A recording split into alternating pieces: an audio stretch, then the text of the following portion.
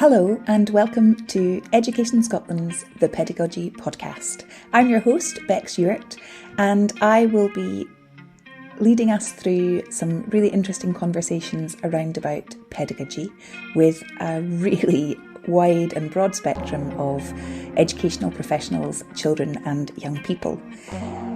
This podcast came about as a response to the OECD report, which found that in order to improve the quality of outcomes for our children, practitioners and teachers need to be supported to explore their own pedagogy and their practice through a pedagogical lens.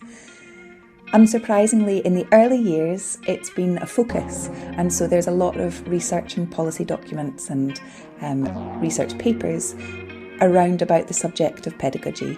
But as we move through the school stages and into secondary school and further education, that reference to pedagogy drops off. We'll be talking to a whole host of educational professionals from the early years through primary, young children and people from various different stages in their education, and then right into further education, exploring pedagogy, what it means to different people, and what we might change and what we might challenge ourselves around to ensure that our education meets the needs of our children and young people as we move into an exciting but unknown future. So, without further ado, let's start with this week's guest. Welcome everybody to this episode of Education Scotland's Pedagogy Podcast, and I'm delighted to be talking with Professor Alison Clark. So do you mind if I just call you Alison? That's absolutely fine. Many thanks. So Alison, could you please introduce yourself, tell us a bit about you and where you find yourself just now? Okay, so very nice to be with you, Bex. So I'm a Professor of Early Childhood Education at a Norwegian university, the University of Southeastern Norway. And I'm also affiliated to Thomas Coram Research Unit, which is part of UCL, University College London, whilst living in Orkney. So I have many different strands to my life. So yes, big question. So what's your story so far? So I've been having a think about this, and I think there are several different threads to how I've ended up where I am. So I'm as an academic researcher, writer, educator. I'm involved in teaching in higher education in Norway and guest lectures and things. And I think three strands I would pull out would be early childhood education. Mm-hmm. The second one would be research, and the third one would be international perspectives. Great. So I think, so in terms of the first one, I did my PGCE in primary education in the 1980s at University of Sussex. Fascinating course. I ended up teaching in Bristol, in inner city, and then 3 years in a reception class in Avon in a village primary school with 4 to 5 year olds. So I've sort of taught the younger age range of primary. Mm-hmm. My interest in early childhood education has been, I think, centered on creativity and curiosity. And there are the two sort of key parts of my work. Which has been important threads in my own childhood and in my teaching as well. Mm-hmm. I'm a visual artist, and so that creativity is very important as a way of art, as a way of thinking, making as a way of thinking, as well as the end product. So then there's research, and I worked for many years at Thomas Coram Research Unit, which is a multidisciplinary research centre. It's just celebrating this year its 50th anniversary. It's a very special place, and I worked there for many years as a research officer starting in 1999 with Professor Peter Moss. And it was there that I did my project on listening to young children that ended up developing the mosaic approach. So a multi-method way of listening to young children that has since been adapted and developed by other people across the world and with different age groups, really. Mm-hmm. So since leaving Thomas Crown Research in 2007, I have still continued to collaborate with the unit and have written with them since. And then international perspectives.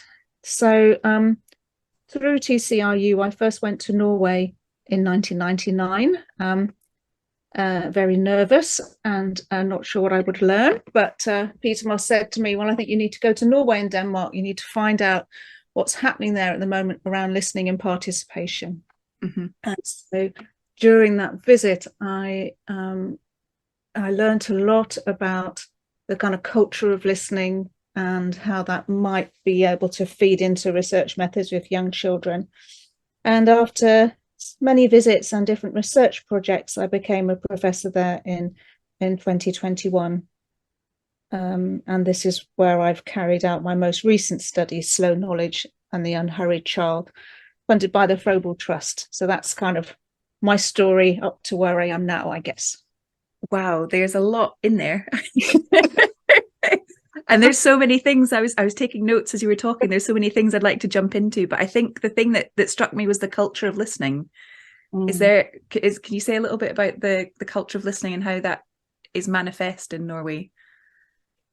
Well, I think the culture of listening is very connected with the centrality of play. So we're talking early childhood here, and a culture of listening, I think it also is to do with having time to listen to children, and as an educator to be familiar and comfortable with uncertainty. So, because if your practice is based on listening, then you don't actually know where it's going to end up.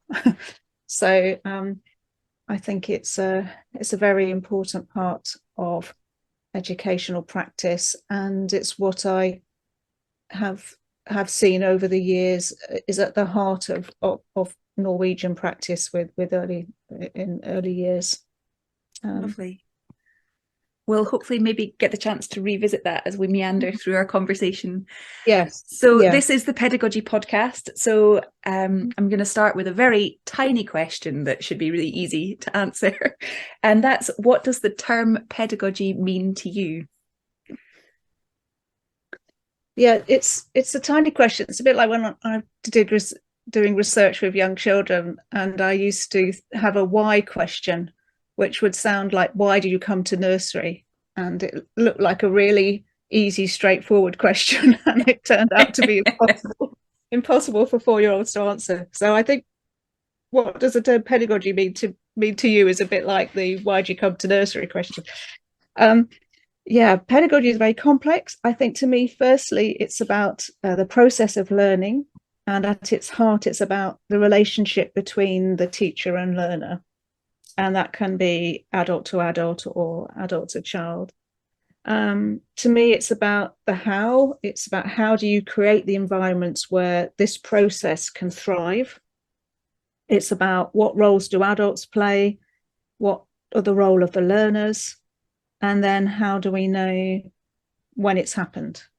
So I think it throws up lots of questions, but it's relational. I'm aware that having been brought up in the UK and through the UK education system, that I probably have been brought up with quite a limited view of thinking about pedagogy. And I think pedagogy is not just limited to a school context. Mm-hmm. Max van Manen, in his book Pedagogical Tact, he talks about the origin of the word pedagogy, and he says, well, it contains the word child, but it also contains the word agogy, to give guidance, to accompany, to help, or to lead. Mm-hmm. And I think that's rather lovely. I think that kind of stretches this idea from we're not just talking classroom environments. We're talking about a relationship, we're talking about guidance and accompanying. And I think they're important threads through pedagogy. So to me, it's a practice, it's a reflective process, mm-hmm. and it involves listening. Which links back to that culture of listening that you were talking about in Norway. I think the key thing for me that's coming through is that idea that that pedagogy is a relational concept rather than something that we do. Yeah. So it's co-constructed, and it's negotiated space between the guide, and the learner, depending on who they are. So that doesn't sit with my education at Teacher Training College. So that wasn't the kind of thinking that I was guided through. I very much had the kind of 4-phase model, me as the holder of knowledge, and designing ways to impart the stuff I have to my learners in my classroom. So it's quite a shift in terms of thinking about our identities as teachers and educators involved in that definition of pedagogy. Yes, and that's why I think, when I said earlier about being comfortable with uncertainty, I think is quite key here, because if you, as an educator, need to know all the answers, that's a particular model of pedagogy where you're imparting knowledge, as you say, and then you're testing whether children have received the knowledge that you knew that you've given them. And that's very different from a process that's about co-construction, that involves all partners in this, the children, the adults, and also the environment that you're working in. It's a kind of a collaboration. But I think that does affect how we feel as individuals in the process.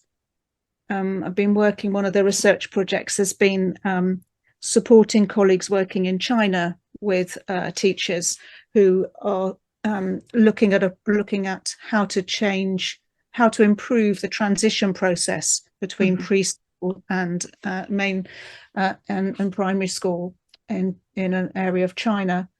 And it's thrown up many questions around the identity of the teacher because I think it is around this, well, if I see pedagogy in this way, then what does that say about me as a teacher and my security as a teacher?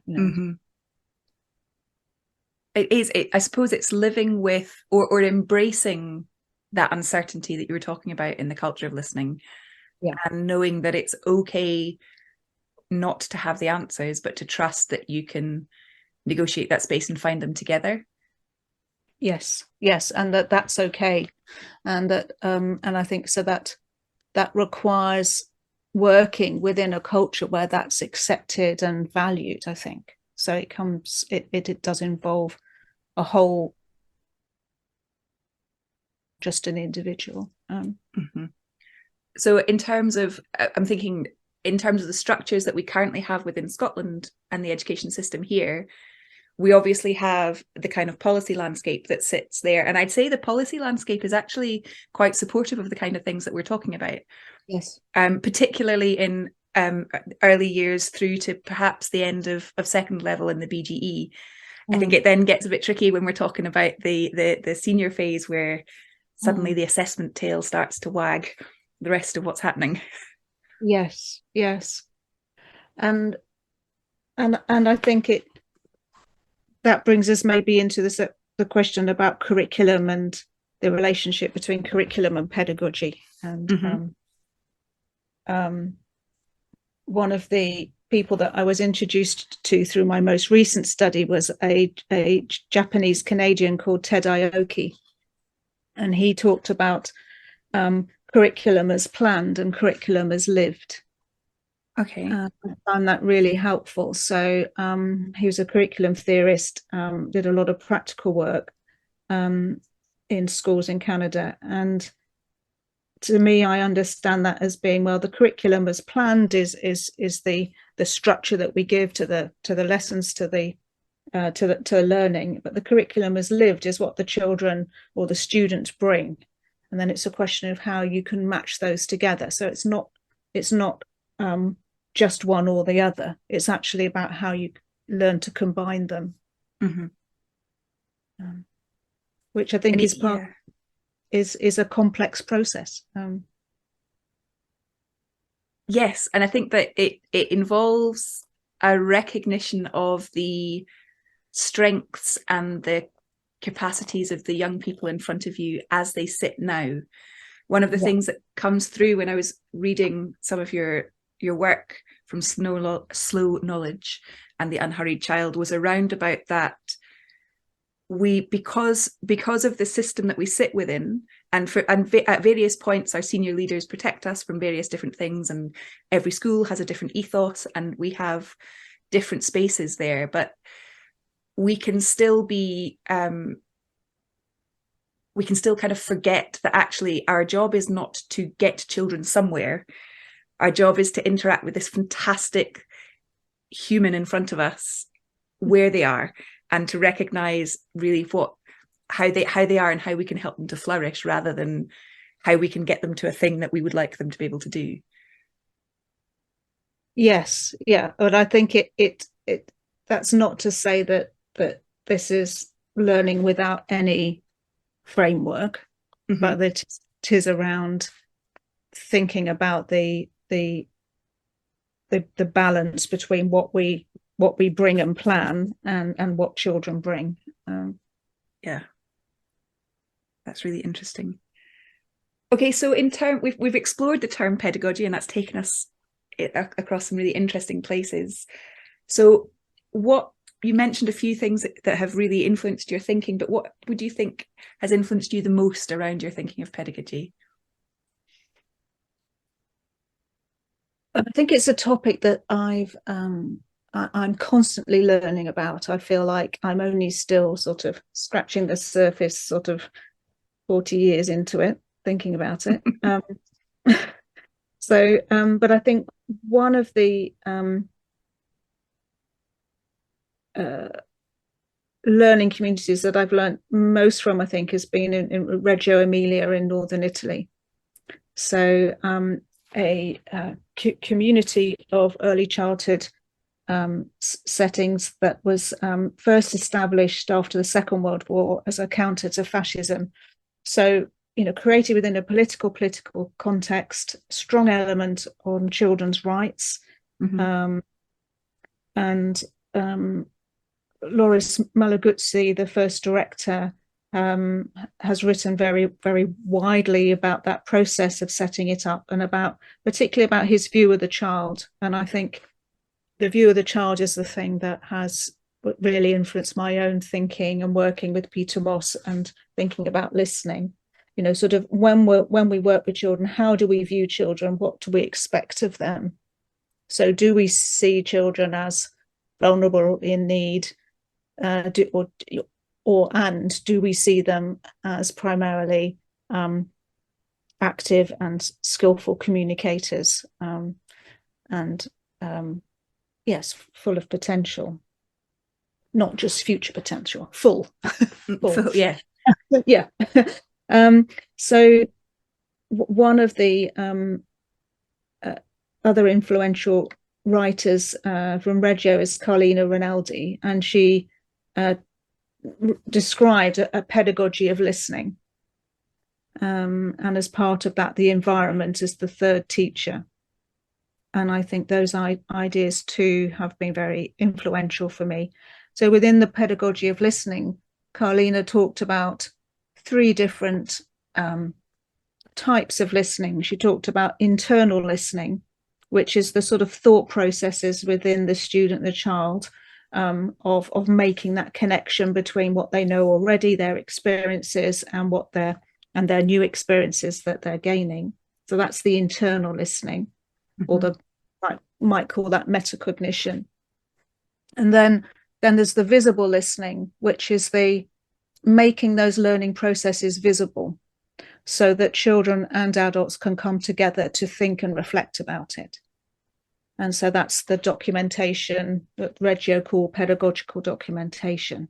Mm-hmm. So more than display, it's actually a thinking process. The documentation is actually there to learn with children about mm-hmm. in it. It's been happening, and to make that learning visible. And then the third element in pedagogy of listening is multiple listening. So is acknowledging that in the learning process there are different perspectives here. There are say the perspectives of parents and children and educator together, and those different strands are very important to play an important part in thinking about pedagogy. Mm-hmm. I can see how. Sorry. Yeah. Carry on. Sorry, I didn't mean to interrupt you. Oh no. So that I would say is, in a nutshell, some of the things that I've learned from Reggio Emilia, the preschools. So what I was going to say is I can see how that chimes particularly with early childhood education, where we have much more freedom with our environments than our colleagues in primary and secondary do. And so I was wondering if we're thinking about this, if we're thinking about pedagogy from 3 right through, in fact, before 3, from 0 or in utero right through to further education and beyond. So how can we take these aspects that have informed your thinking around pedagogy, and how might they support colleagues in the upper primary or in secondary or tertiary education even? Those are important and big questions. I mean, if I take thinking about, say, the environment as a third teacher, and I think to me that kind of opens up questions across the whole of the age range, really, up to 18 and beyond. It's around how the context in which we're working can not just be let's say the classroom or the school as just a box to work in, but how we that can then use that as a tool and beyond the school walls, the local environment, the context, the wider community. I think those are questions that are very relevant to whatever age group. In my book, I mention a project in Bath called The School Without Walls, that Penny Hay, who works at the University of Bath, was partly initiated. And I love that idea of that kind of open boundary between school and the community, and how resources in the community can actually be part of the resources in the school. So yes, that's a kind of a thought about applying across the age range. But I think listening to that question about the pedagogy of listening, I think it does throw up questions for working with older children too.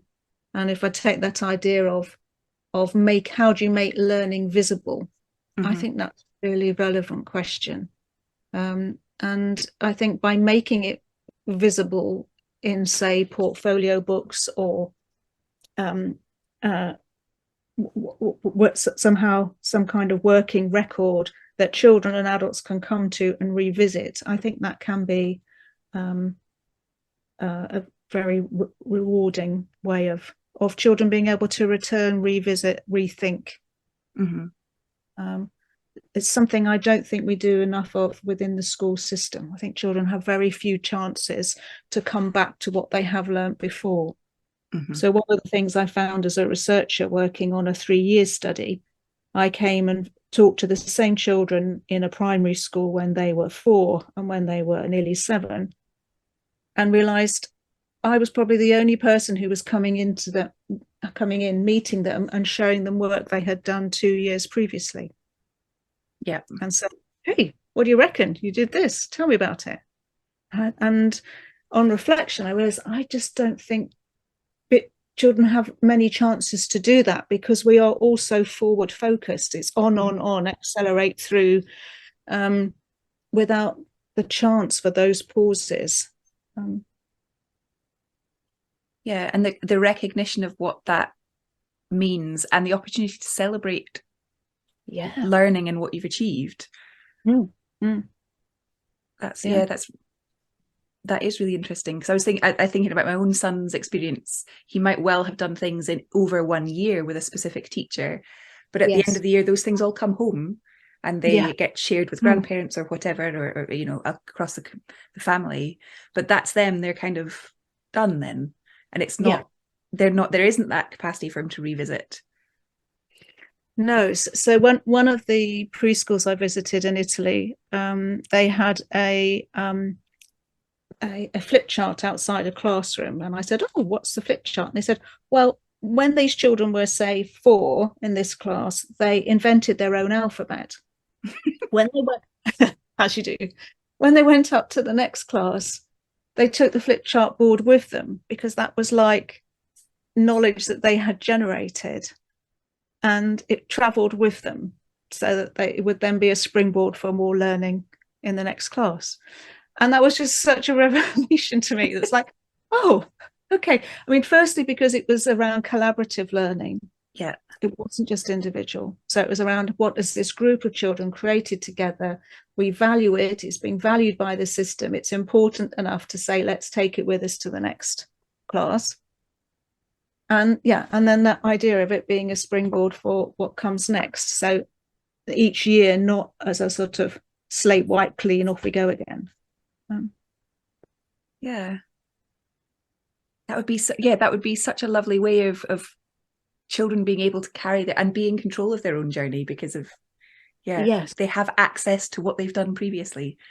Yeah. And I think it's around something around accumulative knowledge, both individual and as a group.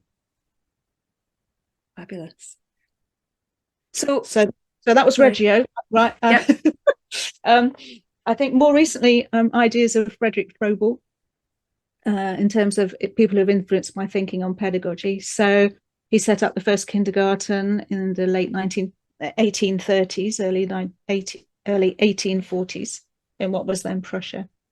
And I think I'm constantly learning, but I think it's his active view of the child that speaks to me. He was very keen about describing the role of the adult in the learning process. So he talks about freedom with guidance, and I think that's a lovely phrase. And I think it sort of encapsulates this is not anything goes. This is actually a relationship. This is pedagogy based on a relationship. There is freedom for children to discover and direct their learning, but there's also guidance there. And he also talked about the environment, the importance of outdoors. In the early kindergarten, children with their own named plot that they could garden in. So so outdoors are very much a part of learning nature as a resource. And his idea of childhood being a stage in its own right, and not as a preparation for the next stage. And so in the sort of early 19th century, those were quite revolutionary ideas. And so So Reggio Emilia, Froebel, and then in my most recent work, thinking around slow pedagogy. So, and then thinking, where is this already happening? What does it mean, and what could it look like?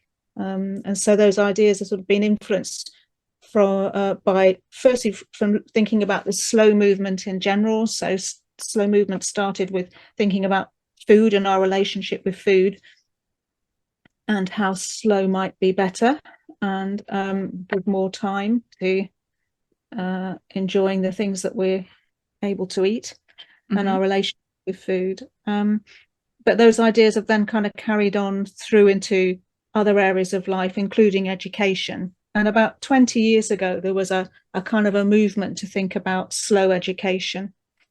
And people like Maurice Holt. And then those ideas of then those ideas sort of have faded, I think. And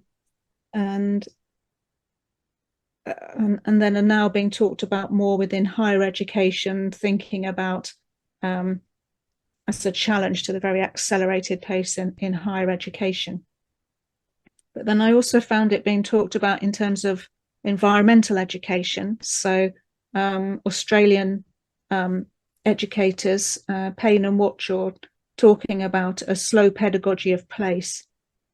And this was around emphasizing first-hand experience and the ability to revisit over time, time for students to go back to the same environment and to visit it again, to reflect on their experiences. And yeah, so those are some of the ideas that fed into thinking more around slow. Can you unpick slow education a little bit more? Because there's immediate tensions I can see between that and the current system we operate within. So and slow, and I guess the immediate one that would come to me in terms of the attainment agenda is slow means you're not being ambitious and really, really having high expectations of children and young people. Yeah. Well, I think slow education, as I understand it, is an attempt to challenge our relationship with time and to make that explicit. So that doesn't mean that there are not sort of times when actually the learning is very fast paced, but it means that we're more attentive to the pace and rhythm, how we relate to the clock, but also thinking about questions around our relationship in education with past, present, and future. Okay. So when in thinking about that last bit about past, present, future, so how do we make room for children's own experiences to come into their present, but then also how are we mindful that the future, for example, if we're talking early education, the kind of future of starting school, how do we make sure that that doesn't totally dominate the present? So, and I think on that question of ambition, I think in it, when we kind of an anxiety about our children getting on, I think is based on an understanding that children's progress is only going to happen by this very fast forward, always new. And I think that's different from an idea of pedagogy that involves an alternative set of principles, really. So in talking about slow pedagogy, I talk about the importance of being with. So this idea that I think that takes us back to pedagogy being a relationship, so that how children's learning can happen when they're able to stay with ideas and to have a relationship with an educator where they can explore together. We talked about co-construction at the start of the talk.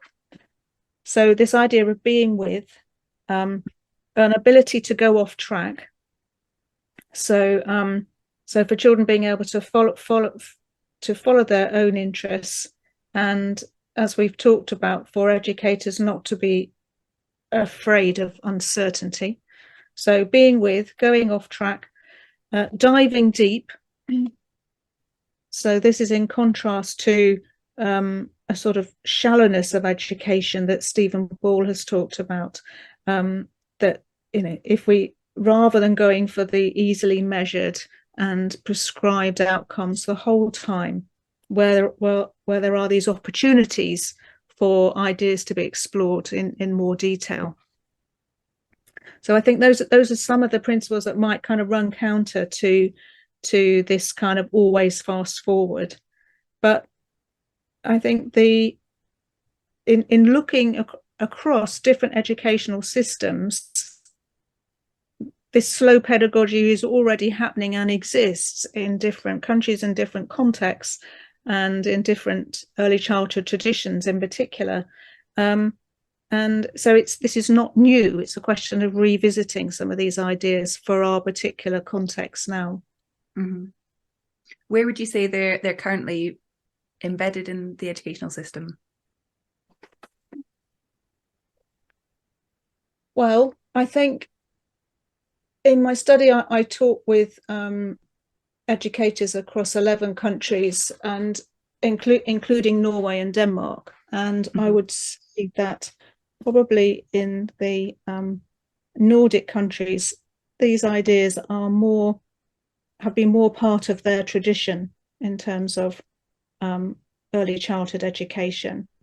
And part of that is going back to the influence of Froebel's ideas on how their education systems were established. But I think in each of the countries, with each of the educators that I talk to, there are considerable pressures still, and pressures of feeling too busy and not enough time. Mm-hmm. So there are always these challenges.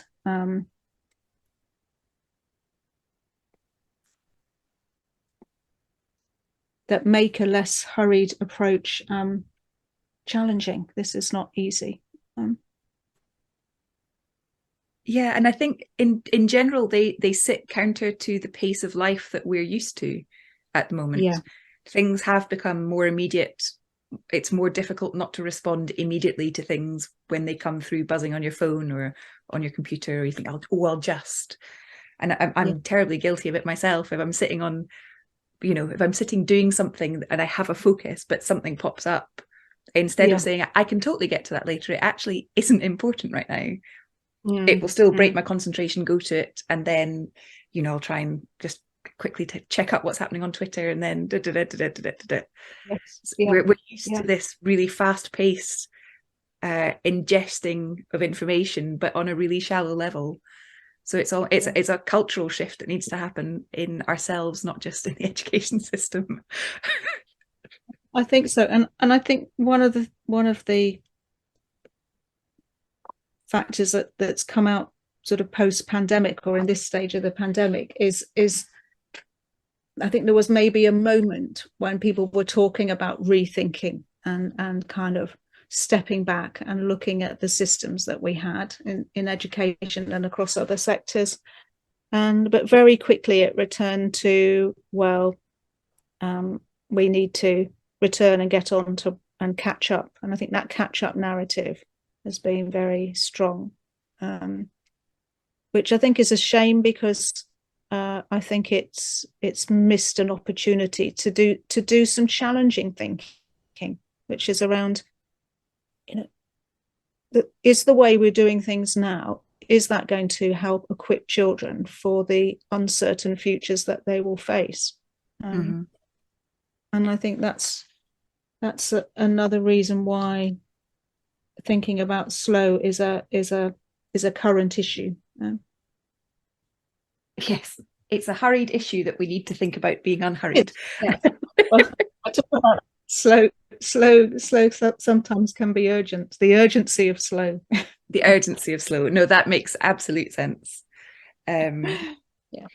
Okay, so from all of our discussions and thinking about the audience that will be hopefully engaging with this, from people who work with zero right through, what's the key message that you would like to give others to help to inform their pedagogical practices or their thinking around their own professional identity?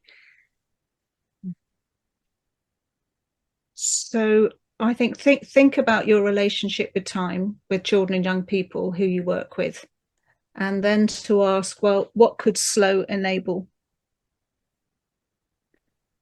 And I think to follow on from that, what do you value as a worthwhile use of time in education? And how does that sit with what you do now? So I think that question of what could slow enable, I think that has ramifications for educators and for children, and thinking about different groups of children as well. And I think there's an inclusion element to this. That if sort of pace and rhythm was different, the relationship with the clock was different, what might that enable to happen in terms of learning, and who might benefit most from that? And then I think to sort of think about, well, could there be more slow moments? So I think some of this might seem sort of very unrealistic, depending on the context in which people are working, and so many different pressures. But I think to start with, well, where might the slow moments start to happen? And that might be in more opportunities to work with children outdoors. It might be about thinking about everyday routines. So I've been involved in a practitioner study with 3 early childhood settings in Falkirk in Scotland. And it was a study working with a Frobel pedagogue, Donna Green. And the 3 settings who joined in the project, firstly, they wanted to think about it. They wanted to think about how a less hurried approach could be introduced, and what would it be like, and what would be the challenges. So 2 of the settings chose thinking about meal times, and the 3rd one chose outdoors. And so to take that example of everyday routines, I think that also stretches our idea of pedagogy to think that pedagogy is not just around the cognitive learning processes. It's also involves, I have a broader definition of pedagogy that also involves the everyday experiences that children have in the centres. So with the meal times, the settings looked at how it could be, it could happen at a different pace, at a slower pace, which would give the children more agency around what happened at lunchtime. So more involvement in the process, in right down to, at some cases, being involved in making the food, bringing it to the table and clearing up. More discussions, more conversations were happening. It was a much more social event. And then in having started with meal times, that's then had a sort of ripple effect across the day as well. So it's been a chance to think about what do we value, and then how does time maybe come into this, and how could we make it different? So I think that idea of slow pedagogical moments is quite important. And something we could probably all do with translating into our own personal lives as well. Yes. Thinking about my own experience this morning, or trying to get here on time, and thinking yes we all need to be slightly kinder to ourselves in terms of what we expect of ourselves every day. Yes, definitely. Okay, so what's next for you? So at the moment, I'm working on a small research study with Japanese and Norwegian colleagues, looking at pedagogical documentation as a slow practice.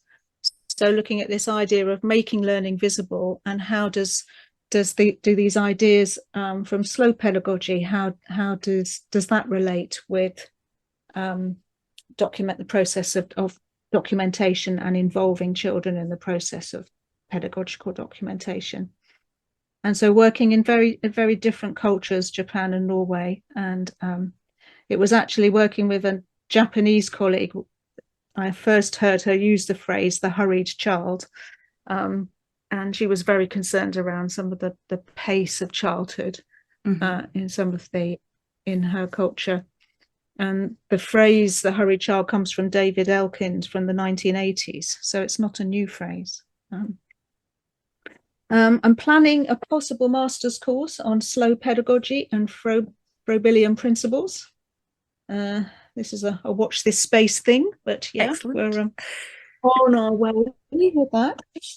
And hopefully I'm working on an opportunity to work with early learning and childcare settings in Orkney around slow pedagogy. Lovely. And what a landscape to do that in. Yes. And actually, I was involved in some in-service training, and we had some really workshops, and I think some of the educators were felt it chimed very much with some of their ways of working. So, this is not intended to be coming up with new ideas. I think it's around raising questions about looking at what is happening, and celebrating the best of it, really. Yeah. That's lovely. I like that, celebrating the best of what's happening. Yeah. Well, Well, as you know, we have an inspirational playlist that we are hoping to put together. So you have 2 slots on this playlist, and I'm pretty sure this will have been giving you the most sleepless nights out of everything we talked about. Yes, yes, this is rare, very painful, Bex. So I've come up with One Day Like This by Elbow. Oh, excellent. And it has to be the joyful Glastonbury live performance version. Okay. With 30,000 people enjoying themselves. So throw those curtains wide. One day like this a year will see me right, in the wonderful words of Guy Garvey. So about seizing the moment and recognizing and holding on to the good things that happen. Because I think it is so easy to sort of, oh, phew, right, we've done that. All right, on to the next thing. But I think, one day like this will see me right. It's about recognizing the really good that does occasionally come along and celebrating it. So that's level 1. Excellent. And the second one is by Careen Polwart. So a Scottish folk singer. Her song Thrift, Dig In, Dig In. Yes. So she's got a wonderful voice, feisty and political singer. And this is from her Spell Songs partnership with the writer and activist Robert McFarlane and Jackie Morris.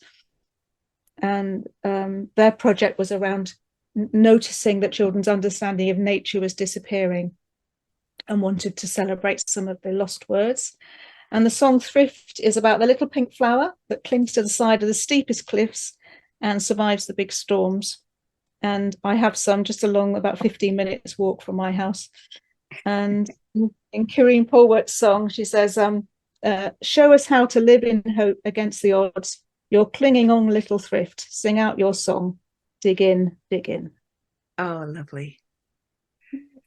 Well, yeah, they are 2 crackers, and the the thought behind them is lovely. I love it. Thank you so much for your time this evening. It's been lovely to speak with you. Yes, and I look forward to sharing it more widely. Thank you very much, Bex. It's been a pleasure to think through the ideas. Reflecting on that conversation with Alison, there were a few things that came through for me.